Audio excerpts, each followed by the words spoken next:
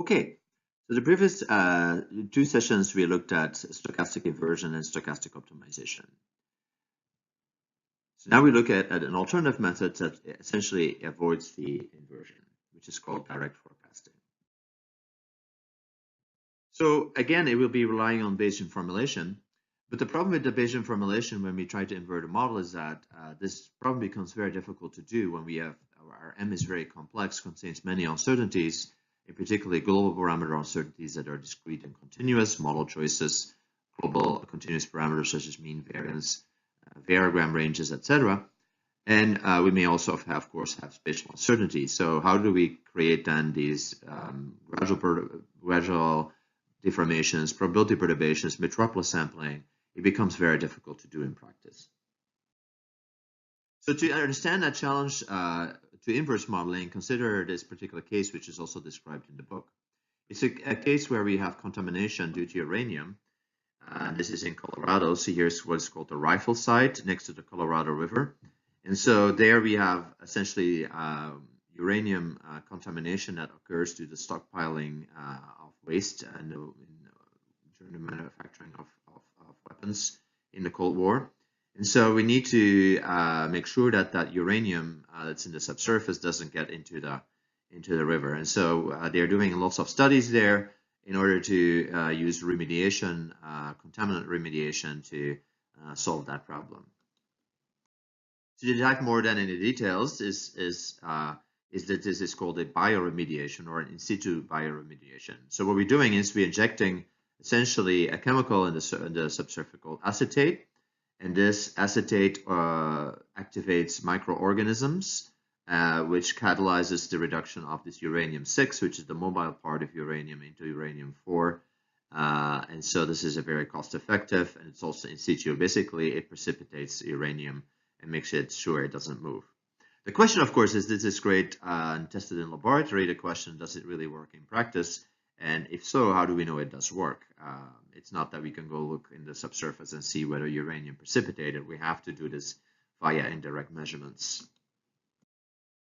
So this is the bioremediation problem, which is what we've seen in the previous slides. We saw this many wells where we inject acetate. This acetate will move through to the groundwater system in the subsurface as a great groundwater flow. And hopefully what you get is some precipitation of uranium. So what we hear is the precipitated uranium concentration of uranium oxide. And so this is that concentration. In order to monitor that, the question is, where should we put some monitoring wells to make sure that this operation is working? And if we do get that information from those monitoring wells, could we then predict, indeed, this concentration of uranium? So there's two questions here. The question is the design of the monitoring, and the second question is then, once we've done the monitoring, how can we then know it was successful, this kind of bioremediation? To understand this bioremediation, we have to understand that this injection of acetate creates many reactions. And so to understand these reactions, people go in the laboratory and model these reactions based on experiments or possibly even existing data about these reactions or even some simulations. And so there are many uncertainties in these reactions, and of course we don't know exactly how these reactions rates are. It depends also on the mineral surface area, on what's in the subsurface, what kind of, do we have sandy, shaly soils or not, clay soils, and so all this matters, and there's many uncertainties in the geochemistry here. So that makes that we have many uncertainties, and the uncertainties are becoming quite complex now. What we get is, of course, the classical geological uncertainties or hydrological uncertainties. We have to do with hydraulic conductivity, porosity, and also spatial uncertainty on those, as well as possibly the gradient of flow. And then we have a whole bunch of geochemical uncertainties that have to do with reaction rates and other ideas around how to simulate certain things or methods of doing that. So we have to see here that we have this mixture of spatial, continuous, discrete uncertainties. And so in order to now say I'm going to run metropolis sampling on all these uncertainties, becomes basically infeasible. and the same for probability perturbation or gradual deformation. So that's what we mean. The challenges for inverse problem is when we have many different kind of uncertainties and mixtures of uncertainties. When in this case we're running reactive transport models, so doing metropolis sampler when your reactive transport model takes hours to run becomes very difficult.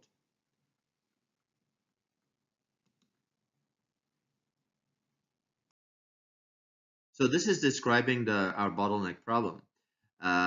Basically, if we think about, again, from the beginning of the course, we talked about data variables, model variables, and prediction variables. And so the classical approach to solve this problem of remediation is to first take all this data, would be the tracer data, other data, possibly even geophysical data, and start to invert the model parameters. So essentially create an uncertainty, procedural uncertainty on the model parameters. So that's very difficult to achieve. And that's essentially also not necessarily what we want. What we want is some kind of prediction. And in our case, what we want is, say, the concentration of precipitated uranium.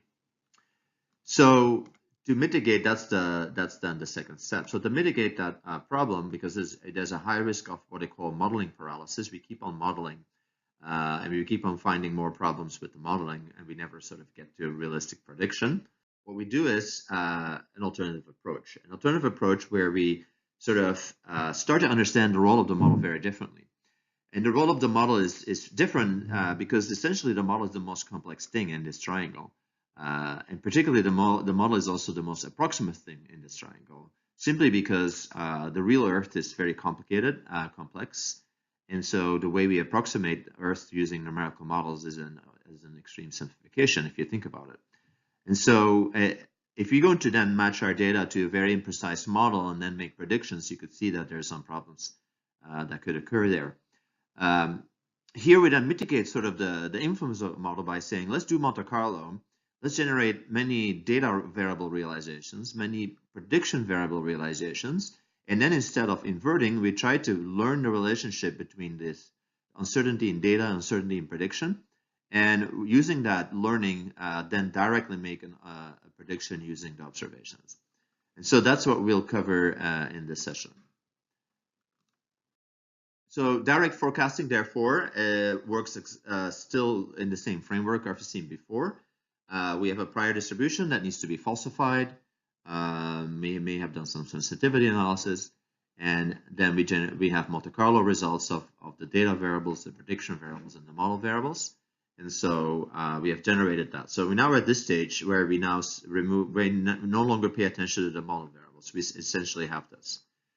So if you want to build a statistical relationship between D and H, it's sort of like a surrogate model, if you will. And what we need to do then is, these are very high dimensional, is the first thing we have to do is dimension reduction.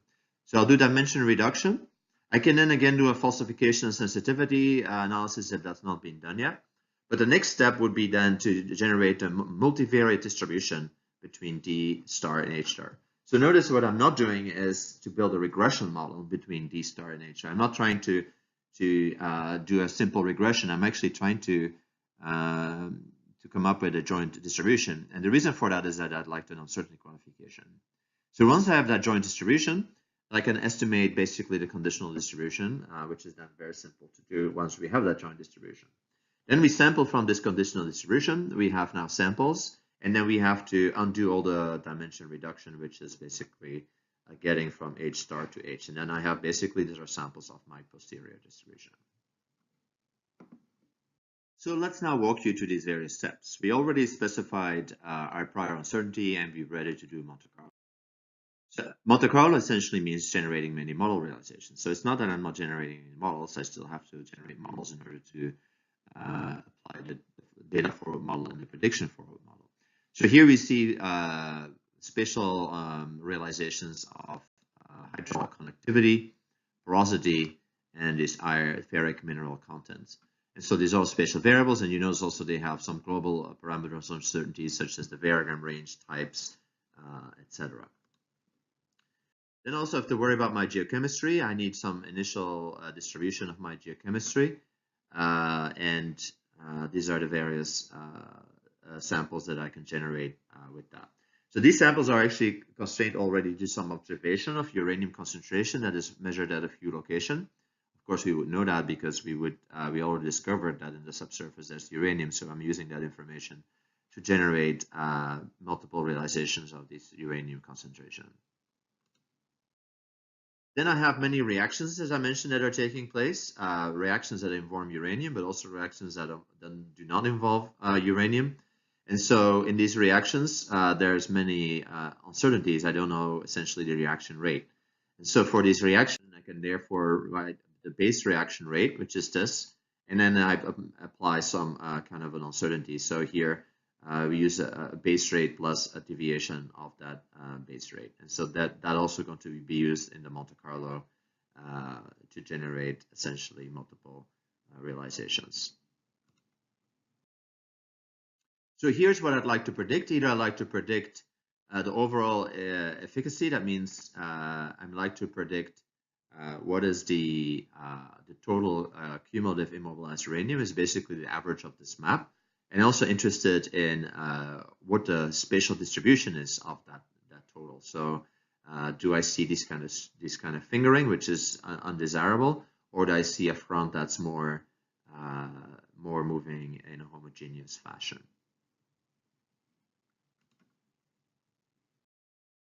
Okay, so here's a few runs of that.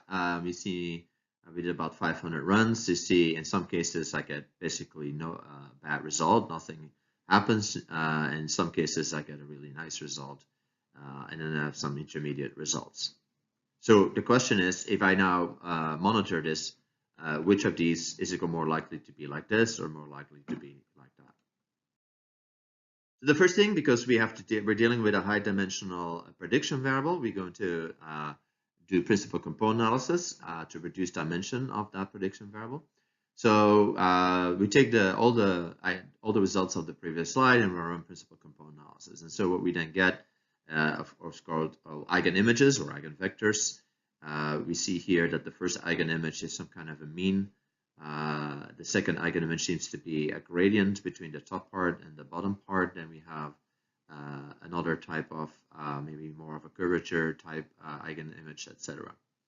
So that means that I can use this to, if this is an original image, I can reconstruct this. And so if I use only 10 scores, then I get a very poor reconstruction. But once I start to use 100 scores, then essentially I get a pretty good reconstruction. Of course, the more I get, the more detail I will retrieve. But you could say with 100 scores, we're doing pretty well here.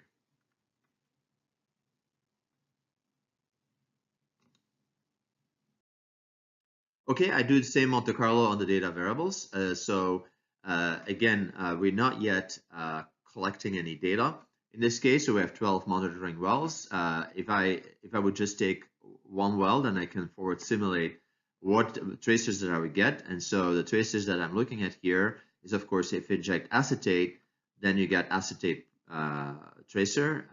You can also get other species, chemical species, such as sulfate or the uranium oxide. Also, in this case, we'd look at a conservative tracer. And so this is the result of the conservative tracer. So now the question is, okay, should I do a conservative tracer? Should an acetate, which I measure everything? And then also spatially, how many of these wells should I use? Should I use 12 of these wells, or can I do it with much less? And so that's, of course, important to understand the design of my monitoring, and also that will effectively reduce the cost if I go for a minimum amount of monitoring. Okay, so the idea is if I have this information, the data variables, and have this information now, the prediction variables, how can I build a relationship between the two? And we're not looking for a simple regression relationship. We're looking for a joint quantification of uncertainty of D and H, so the joint distribution of D and H, but now, of course, then in a lower dimensional space. If data were available, of course, then maybe you have already done a simple single well, then you can already test your model. And so here, for example, imagine we have taken a tracer at location 5. And so in that case, we notice that from that tracer, we get essentially is covered by a prior distribution. So that means our prior model is not falsified. Before estimating the joint distribution, let's see what are sensitivities related to the data variables and the prediction variables. So this could be very useful to understand, again, what data would be relevant for making the prediction. And so here we see now the result of our global sensitivity analysis. Remember, the global sensitivity analysis will require having the dimension reduction of the system, and so that's what we've done. So here we see basically 3 data variables. For example, here you have the conservative tracer, the acetate, the uranium, and then this will be my prediction variable, the spatial immobilized uranium. So let's look a little bit at the toppers here, the red ones, which is the high sensitive ones. So here we see that in greater detail. So here are the data variables, here are prediction variables. So let's start with the prediction variables. We see that prediction variable is related to a reaction rate. That makes sense. The variance of my permeability or hydraulic conductivity, the mean of my hydraulic conductivity, the spatial distribution of it, and the reaction rate, remember, to the ferric minerals. So if you now look at where do we find the most commonality, then of course we find the most commonality over here, which is in the uranium, and that makes sense that the tracer of uranium will give you the most information about essentially the forecast of spatial distribution of uranium. We also notice that the other ones actually become now superfluous. We don't have to, they don't provide any more information given that high sensitivity already in this. So you could say from this is that these are conditionally independent. Knowing that this, we have enough information, we don't need to use these to make our predictions. And so that's nice. We already now know that we don't have to measure all these other tracers. We can just measure the uranium concentration. You may have noticed in the previous slide there was a sensitivity on a spatial variable. How do we do that? Because the spatial variable is essentially high dimensional. It's a grid that contains many properties, such as, for example, here the porosity. So when we're doing geostatistical modeling, what we typically have is a number of global parameters from which we then generate an outcome. Given mean, given range, nugget, and sill, and we generate then one single realization. Note again that we're not generating multiple realizations per each set of global variables, as this is not a Monte Carlo method. After having done that, we'd like to understand, for example, how important is actually the spatial variation versus how important is the uncertainty on the global variables. To do that, we can take principal component analysis of the generated realizations. Note here that these generated realizations are not just realizations with fixed global variables. In these realizations, there's also influence, of course, of the global variables because they're uncertain. So as typical here in this particular case, this is a groundwater model that we have for the Danish groundwater system. We notice that the first principal component, again, is sort of a mean value. Second principal component is more of a gradient, and so on. So here we see the cumulative variance of the principal component. So of course, if you want to get to 90% variance, we need a lot of principal components, in this case 150. So we can do the same for the data variable. So the data variable, we get, again, the first principal component, second principal component, etc. Here we notice that cumulative variance increases faster, of course, because the generated SkyTEM data is a smooth variable. It's actually smoothing up the porosity realization. So if we then plot the principal component of the SkyTEM data in the scatter plot, we get the scatter, the scores. And if we color that, because remember, each dot is generated with a single model. And so for that model, we have the particular mean that was used to generate that model. So the color here is the mean. And so we notice that there's a correlation between the mean and the first principal component of SkyTEM data. So that means that the mean is an influential parameter on the SkyTEM data. And that makes a lot of sense. If you look at the range, then we see less correlation, and so that's a less influential parameter.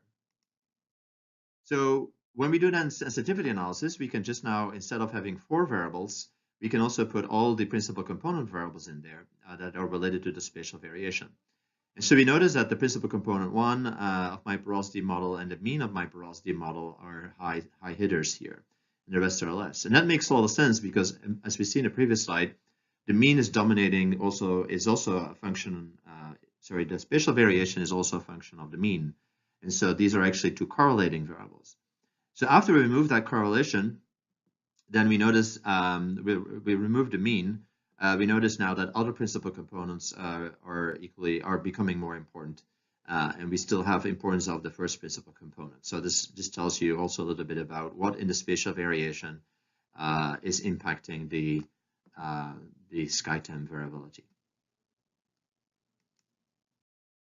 Okay, so now that we've done our sensitivity analysis, now we'd like to estimate the joint distribution of the reduced data variables and reduced prediction variables. So there's really only one useful joint distribution, which is the multivariate normal distribution. And so in a multivariate normal distribution, in order to, this is a formula here. So in other words, this is our x expected value of x, and this is the covariance between the various components of x, which is written over here. So now our x is essentially contains of two things, consider the data variables and the prediction variables. So this is a vector of these two components. So for example, if I use 150 principal components and 100 principal components here, this would be a total of 250 dimensional vector.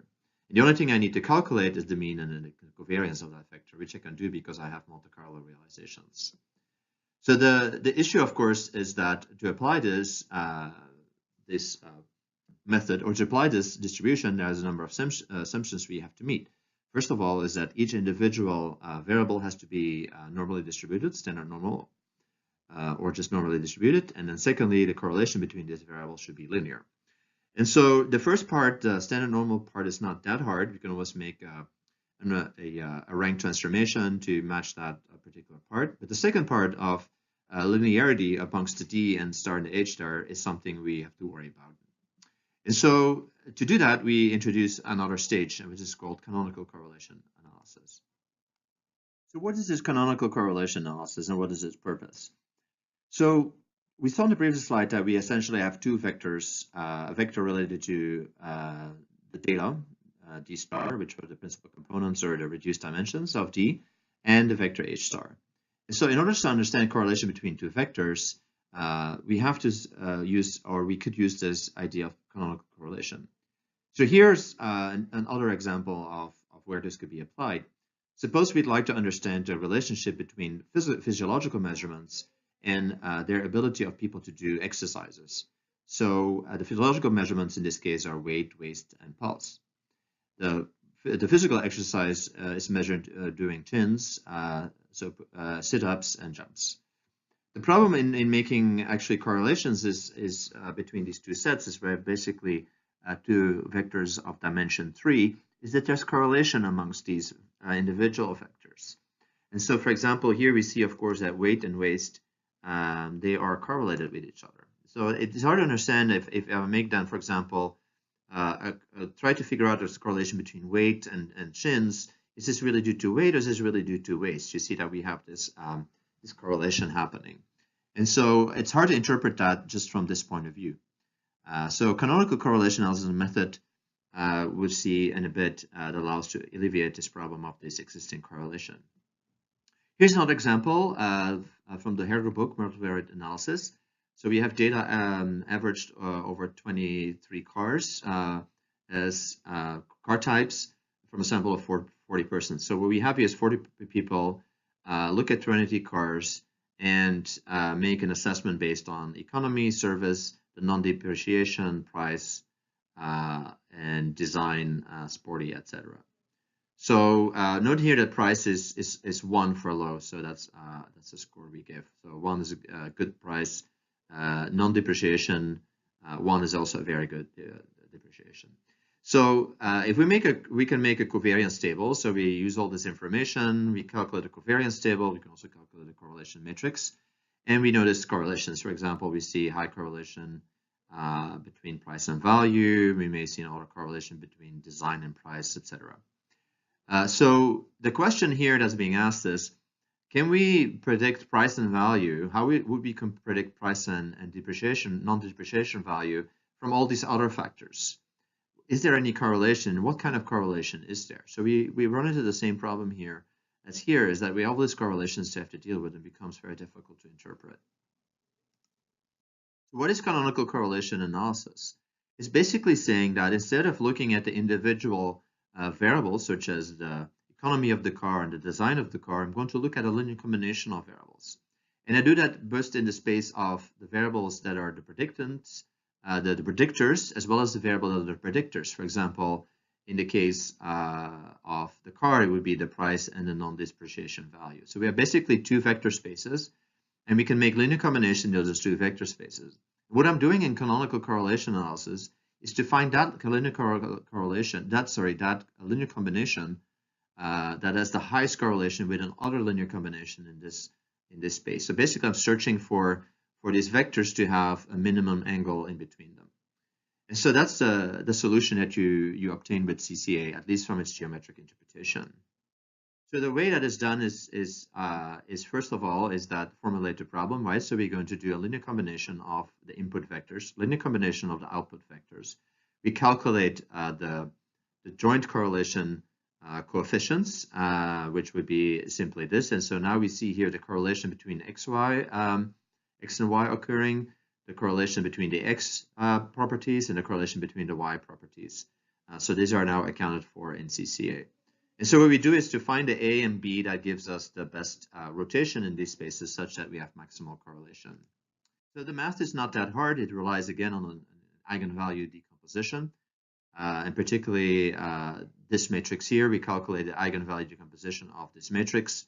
And we then calculate these canonical linear combinations A and B. Then we apply that to our vector and we get our canonical components. So these are like principal components now, but instead they are canonical components. And in fact, the canonical components, the square root of the eigenvalues are in fact the canonical correlation coefficients. So if you find linear combinations that have very high correlation, that means indeed there is a correlation between our data sets that can be explained by these linear combinations. Okay, so here's an example for the car. Suppose that one of my canonical variables has this correlation. So this is basically the square root of one of the eigenvalues. And here we see then the second canonical component of the prediction variable, and this is written over here. So what's informative here is to look essentially at the loadings. Just like in principal component analysis, it's very important to look at loadings of these inverse of these eigenvalue decompositions, and essentially the eigenvectors being created. So we notice that this canonical component is essentially a linear combination of the price and the non-depreciation value. So basically, it's an equal weighting pretty much. If I look at, however, at the input or the y values here, then or I could look at it the other way. It doesn't really matter. Then what I notice is that this other component is essentially it's a weight on design, a weight on service, and then basically no weight here. So those variables are not important in that component, and also a double weight on the easiness of handling. So you can now, if you have this, now you can try to predict that, or you have this, you can predict that, and so you can look at the correlation that exists. And so with this, you can make many predictions, make any kind of predictions. You can predict what kind of type car you have. You can predict either the price and non-depreciation value, or you can predict the type of characteristics of that car. Okay, let's now move back to our case. Remember in our case, we had tracer data as our data, simulated data for now, and we had the spatial distribution of precipitated uranium as our prediction. Here we see the first principal component of that and the first principal component of that prediction. You notice that they're uncorrelated, but at least after Gaussian transform, we notice that the distribution is nicely Gaussian, so we can apply this canonical correlation analysis. So after that, we get a particular, you see that we get a correlation. So this is interesting because already from this analysis, we know that the tracer data is informative about our immobilized uranium distribution. So how much data is now needed? Well, we can just repeat the exercise with different data sets. I can just take one well and run the CCA analysis. Then I find that the correlation is pretty low. It says 0.56. So this is the first canonical component of the data, and this is actually here's the totally immobilized volume. You can also put here the distribution, the spatial distribution, if you wish. So if I then use 4 wells, I get a better correlation. See, that jumps high up very high. And if I take even more wells, then you get even higher. But even see with 4 wells, we get a lot of information. It doesn't seem like you need all these wells to gather what is happening in the system. Okay, so we're happy with that. We collect our 4 wells data or more, and we get now data. So now we'd like to reduce uncertainty on essentially either the H1 variable, which was the total immobilized uranium, or the H2 variable, which was the spatial distribution. If we do that, so we apply the some regression methods. I'm not going to go into the detail of that. It's a Gaussian process regression that's being applied, and better refer to the book for more details. So then we get posterior distributions on the total amounts. And so we notice that if you use 4 wells, then you get this. You use 8 wells, you get this. And so you get this change in P10 minus P90. So you notice that, again, because 4 wells are already as much informative about 8 wells, we don't get a much different uncertainty interval for that one-dimensional variable. We can also do it on the second dimensional variable. So now we have the canonical scores, and we see a nice correlation between the canonical scores and the scores of the data. And so we can then, you see, if our data is over here, so we also map the data into the canonical space, we can then look at the uncertainty distribution of this canonical scores, and then we would just sample from that, which is the result here. So these are now the scores of H, so the posterior scores in the canonical space of H. And these are, again, then we can reconstruct and generate multiple realizations of the spatial distribution. So how does this reconstruction work? Just a simple note here.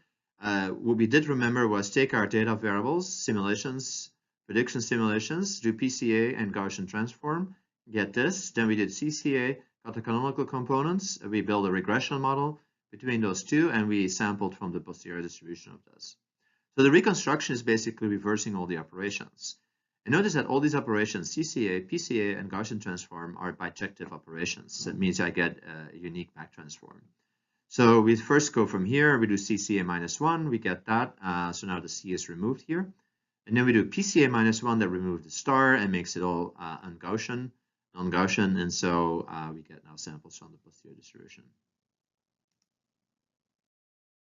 Okay, so we have thereby the many reconstructed this. So this is profiles that we have. So here we see the prior distributions of our profiles, which is this. So this the principal component on this axis is of H, the first principal component. This is the second principal component of H. And here you see that I've reduced uncertainty on my realizations. Okay. So now you can look a little bit more in detail on these uncertainties. First of all, you can take the average of all the realizations, so the mean, the ensemble mean. And so we notice that with 1 well, we don't get a good prediction of the distribution, while if you use 4 wells, we already get pretty good prediction. Here we see a probability map, which can be calculated directly from the posterior realizations. It's basically a map where we have the immobilized uranium volume higher than this amount. So it's an exceedance probability map. And again, we see that with 4 wells, we get pretty good result.